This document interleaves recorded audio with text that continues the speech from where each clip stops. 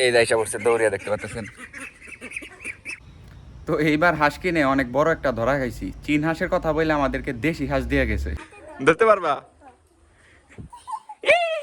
আসসালামু আলাইকুম, সবাইকে স্বাগতম আপনাদের নতুন একটি ভিডিওতে। তো আজকে সকাল সকাল অনেক বড় একটি বিপদের হাত থেকে রক্ষা পাইছি। কি হয়েছিল আপনারা একটু পরেই বুঝতে পারবেন।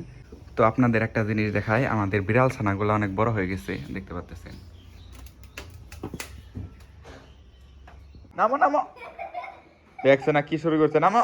আজকে সকালবেলায় রান্না করা হয়েছে দারুণ রকমের খাবার, আপনাদের দেখাই। তো এই খিচুড়িটা রান্না করা হয়েছে ডিম, কাঁঠাল বিচি আর আলু দিয়ে, দেখতে পাচ্ছেন কতটা সুন্দর দেখা যাচ্ছে। উপর ঘিও আছে। বিসমিল্লাহ।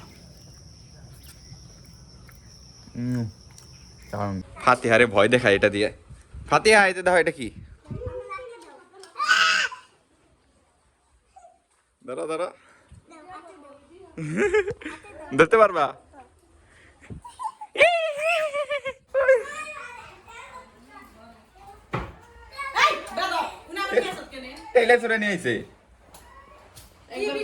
তো সকালবেলা যদি হঠাৎ ঘুম থেকে উঠে দেখেন এতগুলা তেলাপোকা আপনার বাসায়, তো আপনি কি করবেন? একদম আমার অবস্থা এরকম হয়েছে, দেখতে পাচ্ছেন।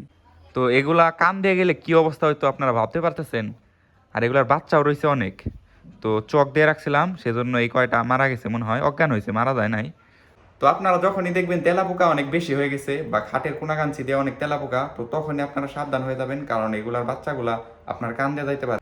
তো সেজন্য আপনারা কি করবেন, দোকানে দেখবেন যে অনেকগুলো চক পাওয়া যায় তেলাপোকা মারার জন্য বা অজ্ঞান করার জন্য, তো সেগুলো একটা কিনে চারোদিক দিয়ে রাখবেন, দেখবেন যে এরকম অজ্ঞান হয়ে আছে। ও, দেখতে পাচ্ছেন কি একটা অবস্থা। তো আজকে হইতেছে শনিবার, আর এখন যাবো বাজারে, আব্বা খাইতে আসবো। যাবো না? তো আইসা বসছি হাটে, এখন আব্বার দোকানে যাই বসবো। এখানে একজন শিশু করতেছে। এরকম সাদা কালো রঙের গরু আমার খুব পছন্দ, দেখতে পাচ্ছেন একদম সাদা কালো রঙের গরুটা। তো দুপুর হয়ে গেছে, বাসায় চলে যাইতেছি। আর আব্বা বাজার করে দিল, দেখি অটোতে ওইটা যাইবো না। তো কি কিনে আসলাম আপনাদের দেখাই। এই ফাতিয়া, এটা নিয়ে যাও না, এটা মাছ আছে, এটা নিয়ে যাইতেছে। চশমা কিনছো নাকি আবার? এই যে আপনাদের দেখাই কি কি কিনলাম। ফাতিয়া, এটা একটু ধরো তো। এই যে দেখতে পাচ্ছেন কি মাছ এটা, কচো শিং মাছ, এগুলো হইতেছে শিং মাছ, মাগুর মাছ, দেখতে পাচ্ছেন। ও ফাতিয়া, দাও, এটা কি মাছ? ভয় পাইছে।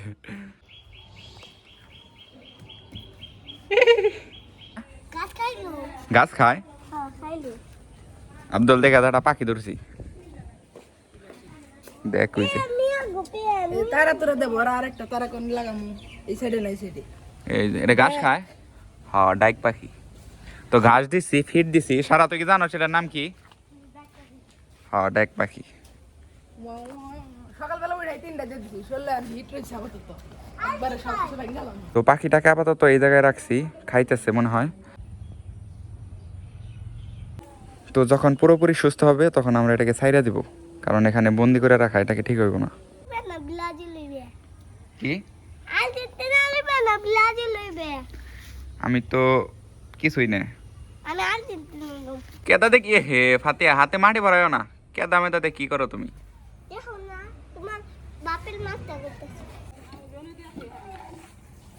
কারোটা দাদির নে। তুই না আরো হেস রে, কাম করবা যে না, তুই আরো কাম করলি রে। এই কি হয়েছে ফাতিয়া, অনে কি করো? কাঁঠাল পলছে? হ্যাঁ, বিল্ডিং এর উনে পড়ছে। এত ভালো ভালো কাঁঠাল, অথচ শহরে কত দাম, আমাকে গ্রামের কোনো দাম নাই আমাদের কাছে। ওহো, এত সুস্বাদু কাঁঠাল, অথচ আমাকে এনে দামই নাই না এমান।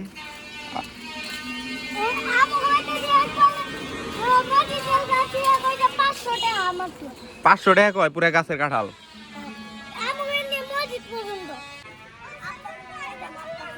কনে বললা কি মাইনক্রাফট গেম দামনি? কাঁঠাল খাবি? কাঁঠাল খা, কিরম খাইতে মজা না? যাও নিয়ে যাও, বিসি তো ফালানি যাবো না। আর এনে মুরগিরা তো লোমাইলো ওখান থেকে। হাঁসগুলোকে খাইতে দেই, খাওয়ার সময় হয়ে গেছে। এই যাইসা বসছে দৌড়িয়া, দেখতে পাচ্ছেন। তো আমরা বেশি লাভ করতে গিয়ে ঠকে গেছি, দেখতে পাচ্ছেন। আমাদের চীন হাঁসের কথা বলে আমাদেরকে নর্মাল হাঁস দিছে। এটা আমরা বড় হওয়ার পর বুঝতেছি। যখন ছোট ছিল তখন আমাদের বলছিল এগুলো চীন হাঁস নিয়ে যান, চীন হাঁসের দামে আমাদের কাছে এগুলো বিক্রি করছে। বড় হওয়ার পর দেখি এগুলো নর্মাল হাঁস। মানুষ কিভাবে ঠকায় মানুষকে।